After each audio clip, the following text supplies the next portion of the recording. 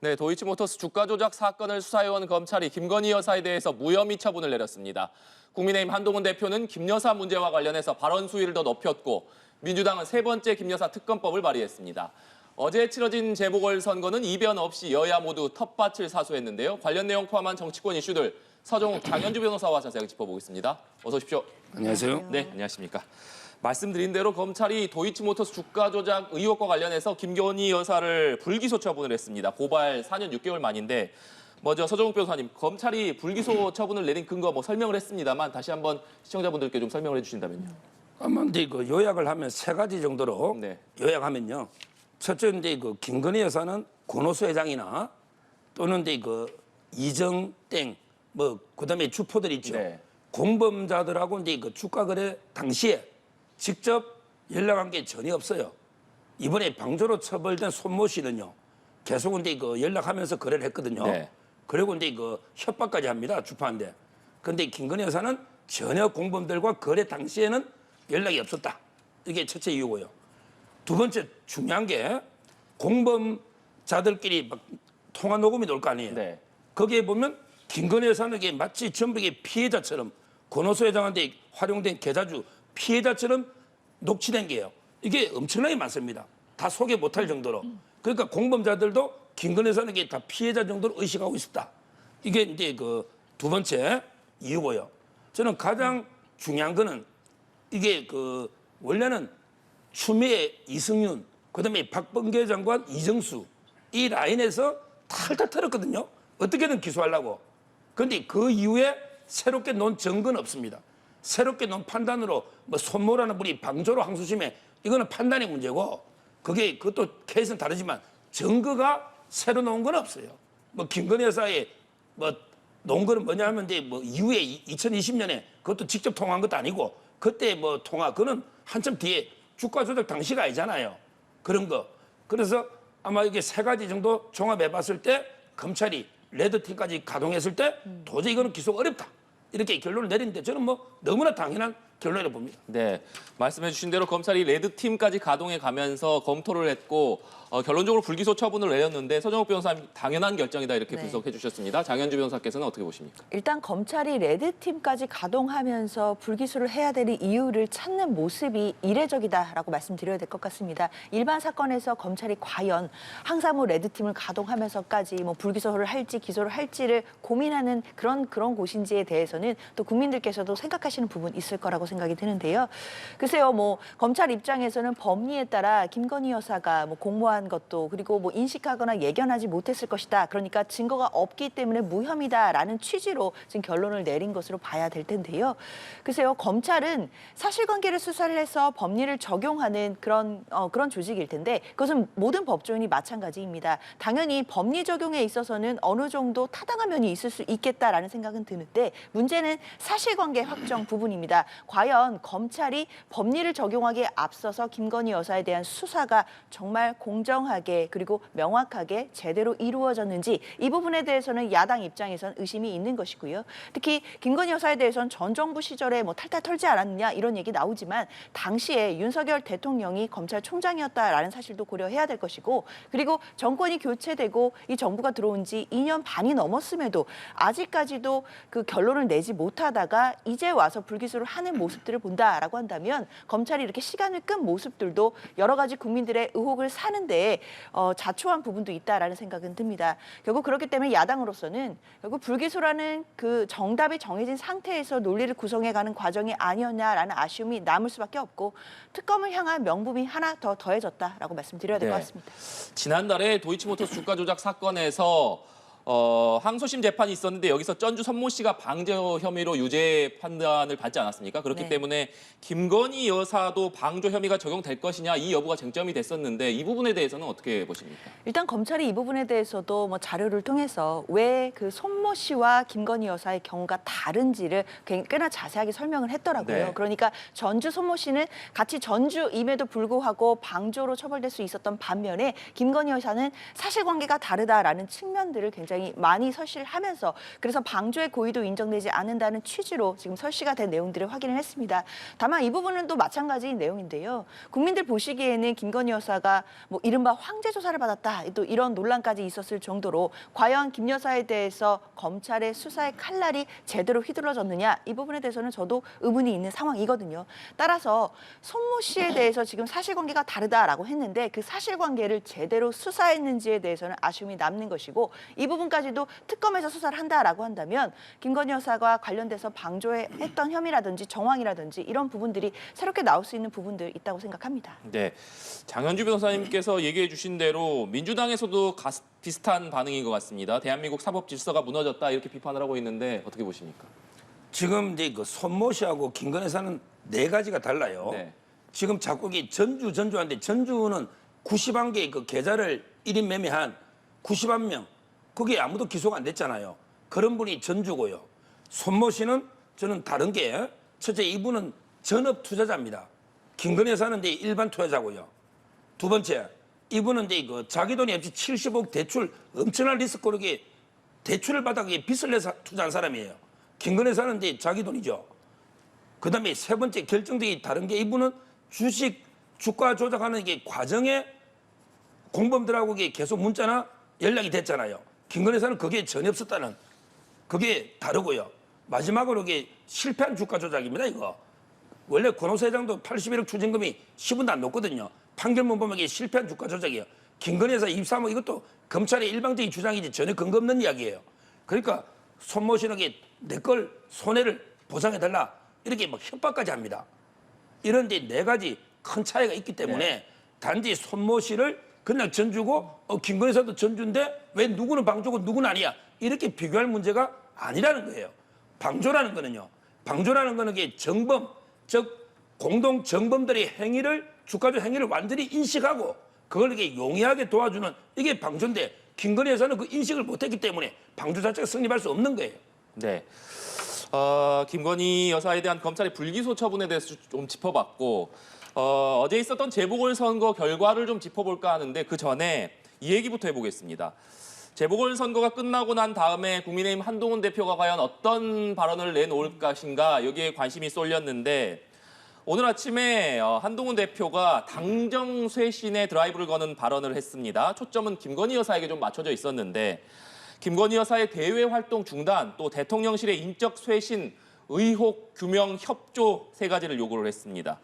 서정욱 변호사님, 지금 다음 주 초에 윤석열 대통령과 독대가 예정돼 있는데 다시 한번 김건희 여사에 초점을 맞춘 발언을 한동훈 대표가 재보궐선거 이후에 첫 일성으로 했다는 것 어떻게 보시는지 궁금하고 그다음에 김 여사의 대외 활동 중단이라든가 대통령실의 인적 쇄신은 기존에 한동훈 대표가 앞서서 좀 요구했던 사안이긴 합니다만 김건희 여사에게 의혹 규명을 협조하라 이렇게 얘기를 했습니다. 이건 어떤 의미라고 해석하십니까? 저도 이게 셋 다요. 셋 다 이게 저는 잘 납득이 안 되는 네. 게요. 대외 활동을 중단하라면 이게 외국에 뭐 대통령하고 순방도 가지 말라는 겁니까?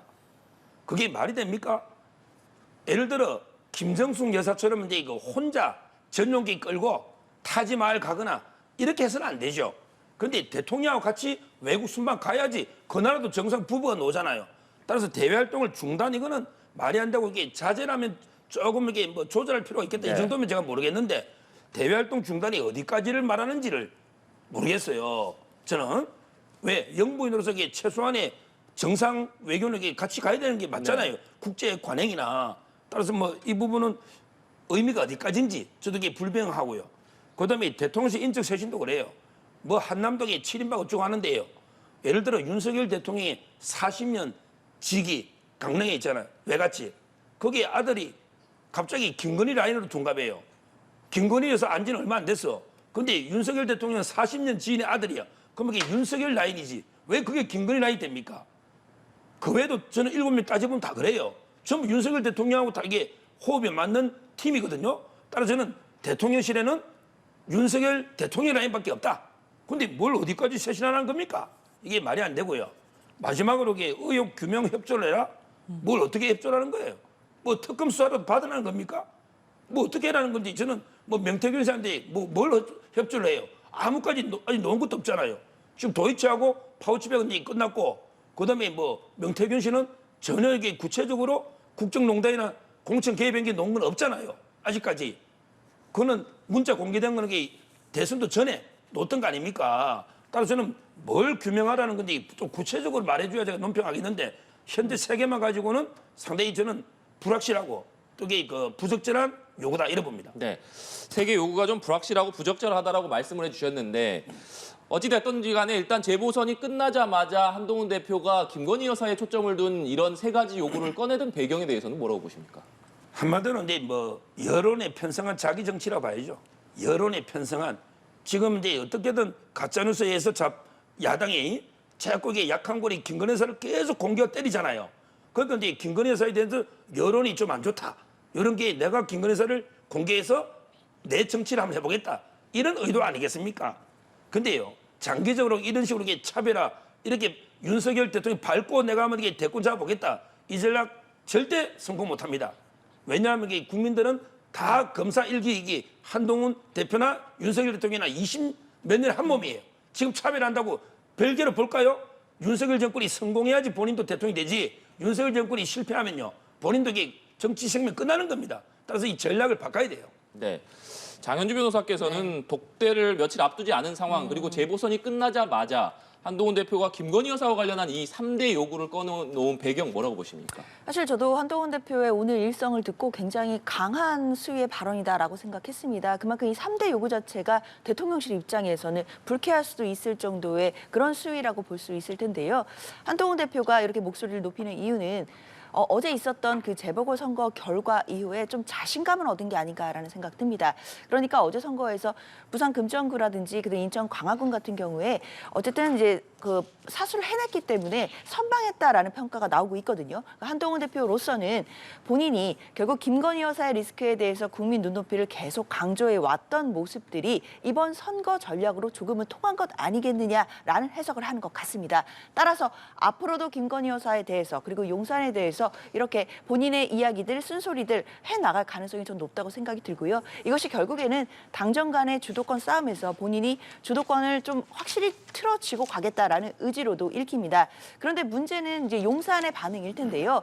용산에서는 과연 이 선거 결과를 한동훈 대표가 김건희 여사 리스크를 지적한 것이 전략에 통했다라고 생각할 것 같지는 않습니다. 아마 용산에서는 이번 선거에서도 물론 여권 내에 굉장히 어려운 악재들이 있었음에도 전통적으로 보수 지역의 텃밭이라고 할 수 있는 지역을 사수해냈기 때문에 계속해서 지지자들이 용산에 지지를 보내주신다라고 해석할 가능성이 높거든요. 그렇다면 이런 상황에서 한동훈 대표가 계속해서 김건희 여사의 리스크를 때리는 부분들은 야권의 어떤 그런 그 프레임 안에 갇히는 모양새가 아니겠느냐 이런 지적이 나올 수밖에 없는 상황이기 때문에 저는 다음 주에 독대 자체가 사실상 이루어지는 것이 불확실해질 수도 있겠다라는 생각도 들고 만약에 이루어진다 하더라도 형식적인 독대에 그칠 가능성이 높다고 생각합니다. 네. 장현주 변호사께서는 다음 주 초에 독대가 이루어질지 불확실해졌다 이렇게 말씀을 주셨는데 지금 독대가 다음 주 초라고만 알려져 있지 날짜는 정해져 있지 않지 않습니까? 그렇기 때문에 언제쯤 될 거라고 보시는지 궁금하고 또 이번 재보선 결과 또 오늘 한동훈 대표가 얘기한 3대 요구안 이것이 독대에 어떤 영향을 미칠 것인가 그 부분은 어떻게 해석하십니까? 뭐 저는 독대는 이제 그 21일에서 22일 21일이나 2일 그 중에 한다는 언론 보도가 네. 지금 나오고 있으니까 이제 그대로 될 것 같고요. 물론 이제 그 세계 요구가 좀 저는 부적절하고 약간 이제 대통령실의 입장에도 뭐 기분이 나쁠 수는 있겠지만 그렇지만 이제 그 전체적으로는 통합해서 하나가 돼야 된다. 이런 이제 기류가 압도적입니다. 따라서 뭐 저는 충분히 그 요구가 부적절함에도 불구하고 네. 독대는 이제 그 될 걸로 보이고요. 아마 이제 두 분 사이 허심탄회한 뭐 독대라기보다 면담이니까 완전한 독대인지 아니면 이제 비서실장에 누구 한 명 정도 입회한 면담인지 그거는 좀 지켜봐야 되겠지만 뭐 이루어질 걸로 보고 허심탄회하게 아마 논의가 이루어질 거예요. 그리고 이제 그 김건희 여사 문제는 제가 잘 모르겠는데 그 외에도 이제 뭐 의료개혁이나 네. 여러 문제가 있잖아요. 거기에 대해서 어떤 성과가 좀 나오지 않을까 기대는 합니다. 네, 민주당은 김건희 여사 특검법을 또다시 발의를 했습니다. 이번이 세 번째인데 수사 대상에 도이치모터스 주가 조작 의혹, 명품백 수수 의혹 비롯해서 기존에 8개 의혹이 있었는데 여기에 명태균 씨 의혹이 추가가 돼서 13개로 확대가 됐습니다. 민주당이 명태균 씨 관련 의혹까지 추가해서 네. 김건희 여사 특검법을 또다시 재발의한 배경 뭐라고 봐야겠습니까? 일단 야당으로서는 이 김건희 여사에 대한 특검법은 계속해서 재발의하겠다고 이미 입장을 밝힌 네. 바가 있습니다. 그리고 11월에 국감이 끝나면 발의하겠다라고 그동안 계속 이야기를 한 바가 있었고요. 다만 이 혐의가 늘어나는 것은 뭐 민주당이 있지도 않은 혐의나 의혹들을 억지로 지금 캐내는 것이 아닙니다. 지금 언론 보도를 통해서 계속해서 나오고 있는 김건희 여사와 관련된 여러 가지 논란들, 의혹들이 눈덩이처럼 부풀어져 가고 있는 상황이거든요. 특히나 명태균 씨가 촉발한 그러니까 김건희 여사와의 어떤 카톡 메시지도 있었고 물론 그 메시지만으로 뭔가 범죄 혐의가 있는 것은 아니겠지만 여러 가지 정황으로 봤을 때 과연 김건희 여사가 공천에 개입한 것은 아닌지 혹시 또 명태균 씨와 관련해서 뭐 국정에 개입한 부분들이 있는 것은 아닌지 이런 정황들도 분명히 포착했다라고 판단하는 것으로 보입니다. 따라서 이런 부분까지도 이런 논란까지도 국민적인 의혹을 다 털기 위해서는 결국 검찰의 면죄부가 아니라 특검을 통해서 특검으로만 이런 진상들을 밝힐 수 있다라는 것이 민주당의 입장이기 때문에요. 아마 국감이 끝나면 11월이 되면 다시 새로운 특검법이 발의가 되고 이 부분들은 또 무난하게 통과되지 않을까 예상됩니다. 네, 서정욱 변호사께서는 민주당이 세 번째로 발의한 김건희 여사 특검법 어떻게 해석하십니까? 먼저 근데 이번에 도이치 무혐의요. 이걸 레드팀을 가동했잖아요. 네. 심의위원회를 안 열었다고 또 공격하더라고요. 근데 명품 파우치백 있죠. 심의위원회 열어가지고 14대 0으로 불기소 났는데 그럼 이게 특검은 없는 제도 만들어내는 기관입니까? 국민이 볼 때 14명이 봐도 제가 안 되고 우리 동영상까지 다 촬영이 몰카로 돼 있잖아요. 근데 제가 안 되는데 특검이 되면 이게 없는 죄를 만들어내는 기관이냐고 특검이 파우치백이 그건 말이 안 되는 이야기고요. 뭐 저는 도이치는 좀 더 말했고요. 자 명태균 씨만 보자고요. 지금 예를 들어 이제 대통령 취임 이후에 놓은 거는 이제 그 공천 문제가 하나 놓았잖아요. 근데 그것도 이게 그 경선이 원칙이다. 네. 이렇게 한 거 아닙니까? 경선이 원칙이다. 이게 무슨 이게 불법이죠? 경선이 원칙인 거는 너무나 당연하고요. 그다음에 무엇보다 사인이잖아요. 영부인도 이게 특별한 지위가 아니에요. 일단 법률상으로는 민간인입니다. 민간인이 공천 개입에도 처벌 조항 자체가 없다니까 선거법 몇 조냐 말이에요. 근데 특검이라는 거는 처벌을 전제로 수사하는데 처벌 조항이 없는데 아니 간통죄가 없는데 자꾸 간통 수사하면 그게 말이 됩니까? 민간인이 공천에 개입한 처벌 조항이 없다니까요. 이재명 대표가 공천에 개입해도 처벌 조항이 없어요. 위계 위력이 업무방해가 아니면 똑같거든요. 따라서 저는 아무 근거가 없고 그다음에 이번에 공개된 거는 뭐 오빠가 또처럼 이거는 2021년에 입당 전에 진짜 그는 선거 후보자 때 민간인이잖아요. 그게 무슨 죄가 되죠? 예를 들어 입후보 한 사람이 여론조사 기관의 사장한테 뭐 어떻게 문자 보냈다 해서 이게 왜 국정농단이 되죠? 대통령이 되고 나서 뭐 이권을 주거나 뭐 자리를 주거나 이런 게 없잖아요. 아무 의혹도 없이 특검을 무조건 특검하자 이래 됩니까? 특검이든 검찰이든 어떤 게 범죄 혐의가 객관적인 혐의가 있어야 수사에 착수하는데 지금 아무 혐의가 없다는 거죠. 네, 알겠습니다. 마지막으로 어제 있었던 재보선 결과의 의미에 대해서 좀 짚어보겠습니다. 어제 치러진 재보궐선거에서 국민의힘과 더불어민주당 모두 각각 텃밭 지키기에 성공을 하면서 2대2 무승부 성적표를 받았습니다. 서정욱 변호사님, 먼저 어제 있었던 재보궐 결과 총평부터 좀 해주신다면요. 저는 이제 그 무승부라고는 안 봅니다. 호남 두 개는 이제 그 겨우 뭐 영광에서 박빙의 그 승리를 했는데요. 원래 호남하고요, 부산하고 좀 틀리죠. 부산은 이게 여야가 팽팽한 지역으로요. 네. 단일화도 했고, 그다음에 여론조사도 박빙으로 오락가락했잖아요. 여기에서 22%를 이겼다. 총선 때 13%보다 더블 스코어를 이겼잖아요. 이게 어떻게 무승부입니까? 저는 국민의힘의 압승이고요. 여기에 대해서 뭐 누가 잘했니? 이거보다 저는 윤석열 대통령과 한동훈 대표, 무엇보다 윤희련 후보, 그다음에 박수영 부산시당 위원장 이하 부산시 의원들이 동 하나씩 맡아서 다 했어요. 이 모두의 승리입니다. 저는 아마 졌어도 만약 부산에 우리 패했어도 저는 윤석열 대통령 책임이 제일 크다 했을 거예요. 왜? 한동훈 대표 책임이 아니다 말이죠. 저더라도. 이 말은 이게 이기더라도 결국은 이게 윤석열 대통령에 대해서 워낙에 야권이 공개하니까 그 위기의식을 느낀 보수가 대결집에서 압승을 한 이 의미거든요. 저는 결국은 이게 그 윤석열 대통령이 승리다. 이렇게 보고 만약에 졌어도 좀 똑같은 놈에서 졌어도 윤석열 대통령이 가장 큰 책임자다 이렇게 저는 봅니다. 네, 장현주 변호사께서는 어제 네. 재보궐선거 결과의 의미 뭐라고 보신지 궁금하고 네. 선영 변호사께서 말씀해 주신 대로 부산 금정의 경우에 앞서 판세 분석에서는 조금 야권 단일화 때문에 판세가 비등비등하다는 얘기가 많았는데 국민의힘 후보가 22%포인트로 낙승을 거뒀습니다. 네. 그 배경 어디 있다고 보십니까? 그렇죠. 이제 부산의 경우에는 민주당 입장에서 좀 아쉬운 부분이 있기는 합니다. 아마 이제 선거 막판에 나왔던 이제 민주당 의원의 실언도 있었고 이제 그런 부분들도 영향을 미쳤을 것이라고 보이고요. 그리고 여권 내에 굉장한 악재들이 계속해서 터져가고 있는 상황이었기 때문에 보수 세력들이 결집했을 수 있겠다 이런 가능성도 보입니다. 그러나 이제 강화 같은 경우에는 박영철 후보가 당선이 됐는데 50.97%를 얻은 반면 민주당 한현희 후보도 42.12%를 얻었거든요. 오히려 강화에서는 한 자릿수의 격차가 있었다라는 점도 생각해 본다라고 한다면 뭐 용산도 그리고 국민의힘도 막연히 그냥 승리했다라고 좋아하고 안심할 상황은 아닌 것 같습니다. 그리고 호남에서는 사실 이재명 대표가 두 곳을 영광, 곡성 모두 민주당이 이김으로써 이재명 대표로서는 호남 민심을 더욱 공고히 할 수 있었다라는 점에는 분명히 큰 의미가 있다라고 생각이 들고요. 이것은 호남 민심에서 결국 이렇게 엄중한 시국에 정권에 대한 견제를 열심히 해야 되는 야권 지도자가 리더십이 갈리는 것, 그러니까 리더십이 분산되는 것을 막고 민주당 이재명 대표에게 호남이 민심을 실어준 것으로, 그래서 힘을 부어준 것으로 봐야 될 것 같습니다. 네.